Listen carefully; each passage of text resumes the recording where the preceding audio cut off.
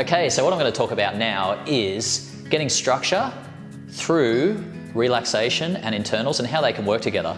Now, this is good for people from any lineage, and we always talk about relaxing, but I get the question quite often, how do you relax and keep structure on at the same time?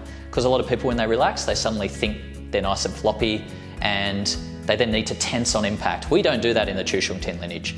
Whether you do that or not, that's fine. Some lineages do it different to others. But if you want to know how to keep relaxation while keeping structure, that's what I'm going to explain to you now. And remember, subscribe, thumbs up, follow us, and if you've got any comments or questions, feel free to add them down below. Let's have a look at structure, internal structure that we do, and how you can achieve that while still being relaxed. Firstly, relaxed, you're still using muscles. You can still generate a lot of force. The thing is, your muscles will do the action they're supposed to do more efficiently than when they're tense. When they're tense, you have muscles fighting against each other. We quite often say don't use muscles, and that's to make you not tense up. Your muscles will do it themselves, so you're still using muscles. That's an important thing, but don't think of using muscles. So our joints are what create the structure in our arms. All right, we want to hold the joint there to stop it collapsing. If I can stay relaxed and not let that joint collapse, right, so not be floppy, not saying I can't move that joint, I'd have to be solidified in that spot. I still have free movement of my joint, but it's up to me, it's not just going to collapse. If I can put my mind into that joint, this is where our mind-body connection becomes important. We want to put awareness into the joints, complete control over those joints. So stopping them collapsing, being able to move them if we want to, still have that freedom to move, but you're not dictated by the other person's movements. If Mark grabs my two parts of my arm there, okay, he's pushing together. Now, if I try to use strength and open that, I can't, he's overpowering me. If I just go floppy, I still can't do it. Maybe if I go fast, I might be able to kind of do it. What I want to do is put my mind into the elbow joint, and when it's in that elbow joint, I'm going to let that elbow joint decompress, let my whole arm relax, fill up that elbow joint with my mind, let the force travel in that. I'm actually causing the elbow joint to open in two directions. It's creating space in that elbow joint.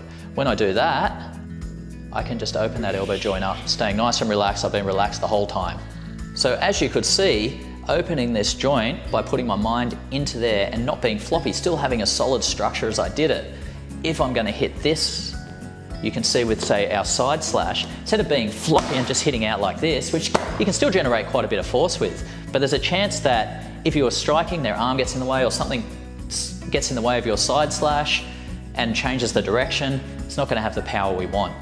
And you can make it more powerful by having that structure. So if I'm relaxing and opening those joints, as I hit it, it's got a lot more force in that side slash. So another example of this is, say I'm blocking something and I've got my arm up here. I still want to be relaxed. Now you think if you get hit here, it's going to collapse. If Henry pushes on my arm here and I'm floppy and push down, it's going to collapse in like that. If I'm tense, it can break my structure. So I need to create structure through relaxation. Once again, I'm just giving you something, it is kind of high level, but if you can do it, if you can put your mind awareness into those joints, if he's grabbing me here, as I've got this here, that's tense, that's relaxed. I've got my mind into those joints now. Once I've got my mind into those joints, I can keep this muscle nice and relaxed, and I'm creating structure in this joint and this joint. As he pushes, this isn't tensing up, and I've still got structure there. And I can just start to move and control with that structure. I've got structure there. He's pushing, still relaxed. That joint can open up if I want it to. As he's pushing, I can bring that in and change direction and still have control. If Henry's coming in and throwing a punch at me, I can block that punch, okay? So punch as hard as you can, okay? Blocks that punch quite easily. He would have felt that. That would have put a lot of force into his arm. I stayed relaxed and didn't have any problems. If I did tense up and tried to stop it, okay, that actually can break my structure. If I'm relaxed, he'll probably hit me, so I've got to be careful. If I'm floppy, okay, it's just going to collapse in, all right? So main thing, keep that thought in and that relaxation when you're doing it. So I hope this helps you with trying to understand how you can still stay relaxed and move fast, but have structure at the same time without having to be floppy. That's one of the big things. We want to not be floppy, but still stay relaxed. We want to be nice and structurally strong. Don't forget to subscribe. And like I said, any comments down below. Also, we have our online program. So if you want to learn this stuff in more detail, join our online program with a 7-day free trial to get you going. It's always good. You can try it out for free. And thank you for watching. I'll see you in the next video.